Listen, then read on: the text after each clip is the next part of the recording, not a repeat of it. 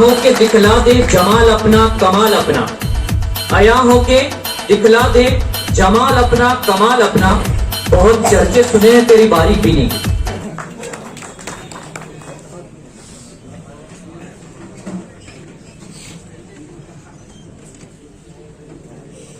अस्सलाम वालेकुम रहमतुल्लाहि व बरकातुहू।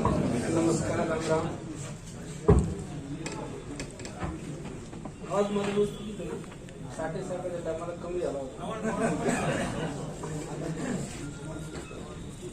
हकीम लाला मित्र मंडल की जानिब से ये प्रोग्राम रखा गया है, जिसके अध्यक्ष इस शहर के प्रथम नागरिक और नगराध्यक्ष, जिला कांग्रेस के सदर, और मैं कई सालों से उनसे जुड़ा हूँ, आदरणीय पापा मोदी साहब,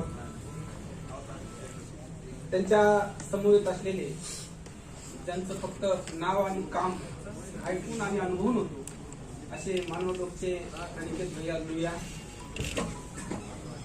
या कार्यक्रमाला आवर्जून उपस्थित असलेले या शहरातील सर्वच मान्यवर, माझ्यासोबत आलेले पटेल फाउंडेशनचे अध्यक्ष शाहिद भैया पटेल, आमचे मित्र अजमेर मणियार, समद पठाण,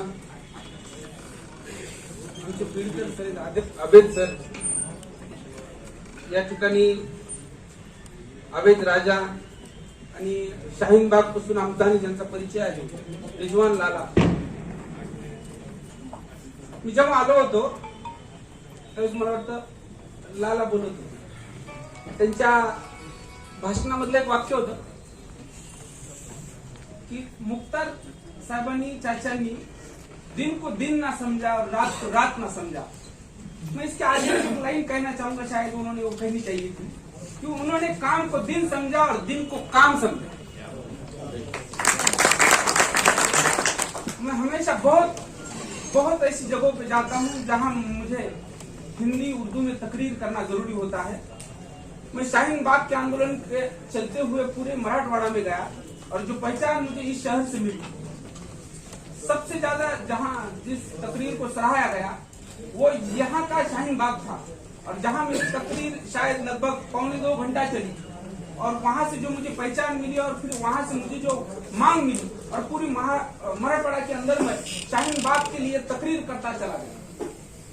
तो जितना मैंने समझा है, एक बात से मुझे तकलीफ हुई इस प्रोग्राम में चलते हुए कि बहुत सारे लोगों ने ये कहा कि मुख्तार चाचा ने मुसलमानों के लिए तो बहुत अच्छा काम किया है, खिदमत की है, लेकिन इसके साथ साथ हिंदुओं की भी की है. मैं एक वाकया कहना चाहता हूं.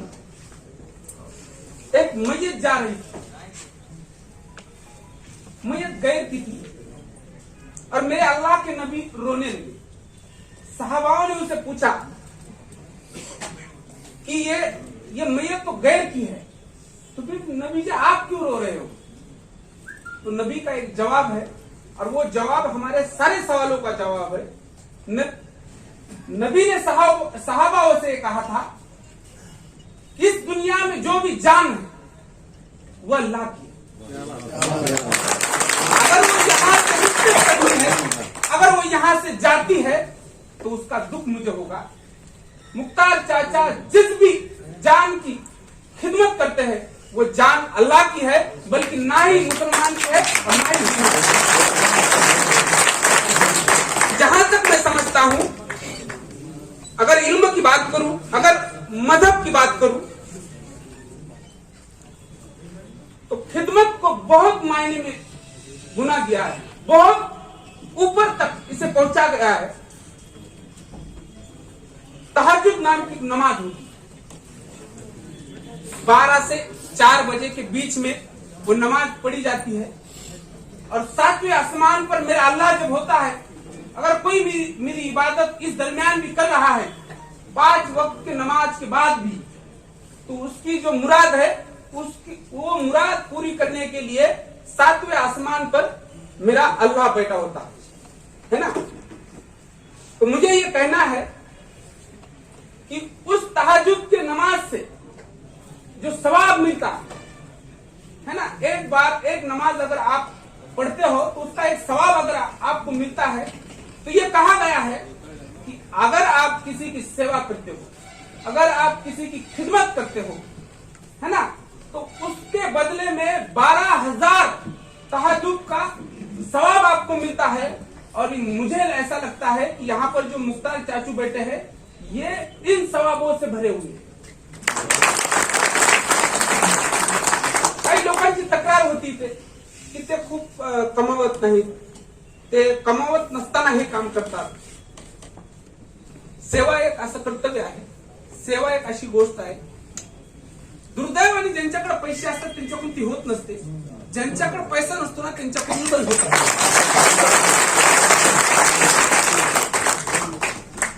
आमचं काम आहे।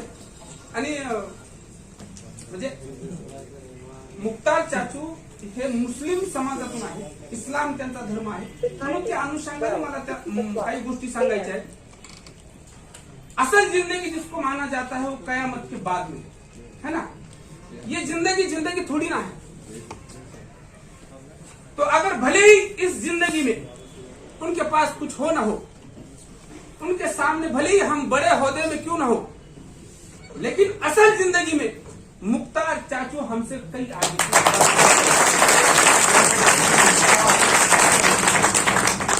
जन्नत के तरफ जो मजमा चलता रहा होगा और हम एक दूसरे को कहते रहेंगे वो देखो मुख्तार चाचू, और फिर समझ में आएगा कि अमीर कौन है और गरीब कौन है। और शायद हम इतने खुश नसीब है, एवढे भाग्यवान आहे आम्ही की तुमचा सत्कार केल्यामुळं कमीत कमी आम्हाला मागच्या लाईनीमध्ये तरी नंबर लागला।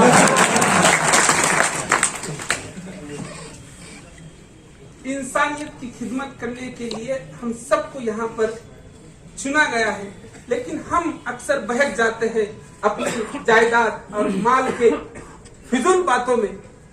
और तकरीर करने में चाहे कितनी भी बड़ी बातें क्यों ना हो, आम्ही भाषण खूप चांगले चांगले करतो, पण प्रत्यक्ष वागण्याचा जेव्हा प्रसंग येतो तेव्हा आम्हाला आमचा स्वार्थ सोडणं मोठं कठीण होतं आणि आम्हाला ते मान्य पण करावं लागतं। आम्ही एकदा संसाराच्या गाड्यामध्ये झुंपलो की मग लेकरं बाळ, मग शिक्षण, मग त्यांची लग्न, मग नातवं, याच्यामध्ये आयुष्य कधी निघून जातं। एक त्या कृष्ण बिहारी नूर यांचा खूप चांगला शेर आहे, मैं इतने हिस्से में बढ़ गया हूं मैं, है ना, मेरे हिस्से में कुछ बचा ही नहीं। जिंदगी से वो अपनी तकरीर करता है। मला असं वाटतं ज्याला आयुष्य कळलेलं आहे त्याच्यामध्ये मुख्तार चाचू आमच्या सगळ्यात पुढचे आहे। इतने बचाई आंबेजोगाई बद्दल मी नेहमी बोलतो। काही दिवसापूर्वी मी या ठिकाणी माझ्या गावातल्या एका मित्राच्या मुलीचं लग्न होतं आणि तेव्हा माझी आणि मुख्तार चाचूची ओळख हकीम लाला यांनी करून दिली। मी त्याच्यानंतर त्यांच्याबद्दल एक लेख पण खूप लिहिला आणि त्यांचा मला ते म्हणजे त्यांनी मला फोन केला, म्हणजे मला बोलता येत नाही जास्त, पण मी तुमचे आभार मानण्यासाठी तुम्हाला फोन केला। अब उस दिन तो मैंने उनसे कुछ नहीं कहा, लेकिन आज उनके सामने इस बात का जिक्र करना मेरा फर्ज है। मी लेख लिहिल्यामुळं त्यांना काही ओळख मिळाली नाही, पण त्यांचा लेख लिहिल्यामुळं मला खूप ओळख मिळाली। मी या ठिकाणी जो आलेलो आहे त्यांचा सत्कार करण्यासाठी नाही तर त्यांचे आभार व्यक्त करण्यासाठी आलेलो आहे। आणि आम्ही पण पत्रकाराकडून अनेकदा अशा गोष्टीच्या चुका होतात, त्यामुळे नेहमी ज्या व्यक्तींवर, ज्या कर्तृत्वावर, ज्या कर्मावर प्रकाश टाकायला पाहिजे, दुर्दैवाने आमच्याकडून नेहमी तसं होत नाही। पण जेव्हा केव्हा होतं तेव्हा असं वाटतं की पत्रकार म्हणून आम्ही आमच्या खऱ्या कर्तव्याचं निरूपण केलं। मी डॉक्टर अशोक परातांना म्हटलं की अशी अशी व्यक्ती आहे आणि अंबेजोगाईमध्ये तर त्याच्या कामाला आशीर्वाद देणारे माणसं पाहिजे। एका सुंदर शहरामध्ये तुम्ही काम निर्माण केलं। मी त्याच्यानंतर एक खूप मोठं आर्टिकल केलं होतं, मला बीड मध्ये खूप शिव्या आणि अंबेजोगाईमध्ये खूप कौतुक मिळालं। सिटी कल्चर नावाचं एक आर्टिकल लिहिलं आणि त्याच्यामध्ये मी बीड किती बकवास आहे आणि अंबेजोगाई किती सुंदर शहर आहे याच्यामध्ये मी मानव लोकचा उल्लेख केला होता, मी पापा मोदी साहेबांचा उल्लेख केला होता। आणि काही जरी असलं तरी या शहरामध्ये जे मिश्रण आहे ना, म्हणजे मला असं वाटतं तुमच्या संस्थेचं नाव या शहराची ओळख, म्हणजे ज्या विचाराच्या विरोधामध्ये लिहित असताना शासनाला मला बंदूक द्यावी लागली, त्या संघ विचाराचं शहर म्हटलं जातं याला, नागपूर. त्याच्यानंतर जिल्ह्यामध्ये काँग्रेसचं काही जरी झालं तरी 15 वर्षापासून इथला पंजा कायम आहे. असं असताना 15 वर्षापासून पंजा इथं कायम आहे. तिथं अमर हबीब सारखा राष्ट्रीय परिघामध्ये चर्चित असणारा चेहरा इथं घडला. डाव्या आघाडीचं खूप चांगलं काम इथं या ठिकाणी आहे. इथं शैक्षणिक खूप चांगलं हवं आहे. शिक्षणाचं माहेर म्हटलं तरी याला हरकत नाही. इतकं सुंदर शिक्षण या ठिकाणी मिळतं. तिथला शाहीन बाग इथल्या मुस्लिमांच्या एकतेची ओळख. इथल्या शाहीन बागातला जो आवाज होता तो मराठवाडावर गेलेला. तिथं सगळं काय, एवढं सुंदर शहर मला असं वाटतं मराठवाड्यामध्ये दुसरं. आमच्याकडे पुढाऱ्यांचा आणि आमच्या सगळ्यांचाच पुतळ्याचे उद्घाटन करण्यामध्ये खूप वेळ जातो. आणि मग पुतळ्याचं प्रावधान सांगितलं जातं की आम्ही हा पुतळा का उभा करत आहोत. महात्मा गांधी, फुले शाहू आंबेडकरांचे पुतळे आम्ही यासाठी उभा करतो की त्यांच्या तत्वाची, सत्वाची आणि त्यांच्या कर्माची जाणीव पुढच्या पिढीला व्हावी. आणि म्हणजे कळावं की पुतळ्याकडे बघून की अरे हा यांनी ना असं असं केलेलं आहे, हे पुढच्या पिढीला माहिती व्हावं म्हणून पुतळे असतात. ज्या शहरामध्ये पुतळा नसतो याचं कारण काय माहितीये? इथल्या पिढीला पुतळा सांगून काम सांगायची गरज नाही. तिथला जन्मणारा प्रत्येक जीव महात्म्यांच्या संस्कारामध्ये उभा राहिला. एकमेव शहर आहे. आम्ही सहज म्हणून जातो, पण त्याच्या पाठीमागची पार्श्वभूमी काय आहे, कशामुळे पुतळे नाही, त्याच्यामुळे आम्हाला हे अगोदर समजून घ्यावं लागतं की पुतळे कशासाठी असतात. आणि मग ज्यासाठी असतात त्याची इथं गरज नाही. इथं संस्कार, सत्व आणि तत्व आमच्या इथं जन्मणाऱ्या मुलाला मिळतात. इथं आमच्या अधिक तर भिडून आलेले ते म्हणले मी इकडे आलो तर इकडच झालो, मला आता परत भीड काय केवळ बडी आहे. प्रत्येक शहराची एक ओळख आहे. म्हणजे आम्ही लखनौ मध्ये गेलो की असं म्हटलं जातं की मुस्कुराई आप लखनौ में हो, है ना. अशा शहराची ओळख आणि शहराचं कल्चर असणारे हा भारत आहे. दुर्दैवाने आमच्याकडे शहरांचं स्वतःच असा संस्कृतीच निर्माण झाली नाही. त्याला अपवाद आंबेजोगाई. आणि आंबेजोगाईमध्ये त्या शहराची एक संस्कृती आहे. आंबेजोगाईच्या रोजच्या जगण्याला एक आयाम आहे, एक परिघ आहे, एक नेमून दिलेली एक आचारसंहिता आहे. आणि मग तिला बोर्ड लावावं लागत नाही. ती जन्मताच आंबेजोगाईमध्ये मी आहे याची जाणीव घेऊन जन्मणार आहे आणि जगणार आहे. म्हणून या आंबेजोगाई शहराचा परिचय ज्या पद्धतीने, ज्या उंचीने या ठिकाणी घेतला जातो, मला असं वाटतं मुख्तार चाचू आता त्या परिचयामध्ये एक काकल वाढ करण्याची. तुम्ही म्हणाल मुख्तार चाचू माणूस आहे, तर मला असं वाटतं या पलीकडे जाऊन आपण माणसाच्या पलीकडे त्याला समजलं पाहिजे. ते एक कर्तव्य आहे, ते तुम्ही आम्ही निभावलं पाहिजे. आम्ही आमच्या कुठल्याही स्तरावरती निभावलं पाहिजे. मुख्तार चाचू ही एक प्रतिमा आहे, ते कर्तव्य आहे. आम्ही ज्या क्षेत्रामध्ये काम करतो त्या क्षेत्रामध्ये मुख्तार चाचू होण्याचा प्रयत्न आम्ही केला पाहिजे. मी पत्रकार आहे, मी माझ्या पत्रकारितेसोबत इमानदार राहिलो पाहिजे. मी माझ्या पत्रकारितेतला मुख्तार चाचू आहे. या ठिकाणी शाहीद भैया पटेल माझ्यासोबत आले. शाहीन बाग मध्ये सुद्धा मराठवाड्यावरती फिरले. ऐन रमजान ईद ज्या दिवशी होती ना, त्या दिवशी हा माणूस भाकरी वाटत होता दिवसभर. आणि मग आम्हाला तर असं वाटलं तर ठीक आहे, पण आम्ही संध्याकाळी असं म्हटलं की अरे यार तुमचा सण असताना पण तुम्ही नाही का, पण जीवन जिंदगी नावाची एक मोहीम बीड मध्ये राबवली गेली. आणि रोज आम्ही 10-15 हजार भाकरी ग्रामीण भागातून आणायचो आणि शहरामध्ये लॉकडाऊन मध्ये लोकांना वाटायचो. तर या सगळ्या भाकरी जवळपास 10 लाख भाकरी आम्ही 4 महिन्यांमध्ये वाटल्या. मला आनंद वाटतो की अनेक मुस्लिमांची इफ्तारी ग्रामीण भागातून आलेल्या भाकरीवर भागवली आली. आणि या सगळ्या इफ्तारीला भाकरी वाहणारी जी गाडी होती ना, ती शाहीद भाईची गाडी होती. 17,000 किलोमीटर गाडी चालली आणि त्याच्यामधून हे काम उभं राहिलं. म्हणून मला असं म्हणायचंय, मला या धर्माचं खूप या धर्मामध्ये सेवेची नमूदच केलेली आहे. तुमच्या कर्तव्यामध्ये त्याची नोंदच केलेली आहे. तुम्ही जकात केलीच पाहिजे. आमच्याकडे तसं नाही, केली नाही तर नाही केली.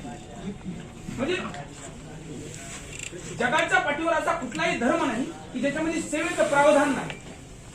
पण इस्लाम हा जगामधला एकमेव धर्म आहे की ज्याच्यामध्ये सेवा कंपल्सरी आहे, तुम्हाला करावीच लागेल. आणि म्हणूनच इस्लाम धर्मामधल्या धर्मसंहितेमध्ये सर्वाधिक फल ज्या गोष्टीसाठी दिलेलं आहे, निश्चित केलेलं आहे, त्याचं नाव खिदमत आहे. आणि म्हणून मला असं वाटतं खिदमत करणारा जीव हा जन्नतच्या रांगेमध्ये सर्वात समोर असणार आहे. आणि म्हणून मला असं वाटतं ठिकाणी उपस्थित राहून आम्ही मुख्तार चाचूला एवढंच सांगू की तुम्ही केलेल्या कामामुळे आमचा परिचय वाढतो, तुम्ही केलेल्या कामामुळे आमच्या शहराला ओळख मिळते आणि तुम्ही केलेल्या कामामुळे आम्हाला आमच्या माणूस असण्याची जाणीव होते.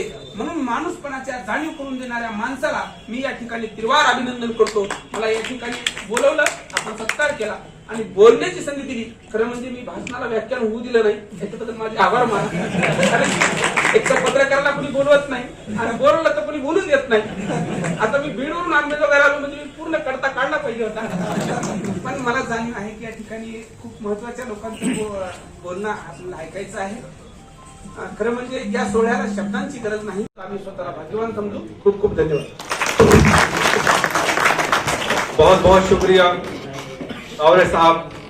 मुख्तसर में अगर तावरे साहब की बातों को हम निचोड़ निकालें तो एक मराठवाड़ा के रविश कुमार ने एक दूसरे मराठवाड़ा के बाबा आमटे के लिए बहुत सब कुछ कहा।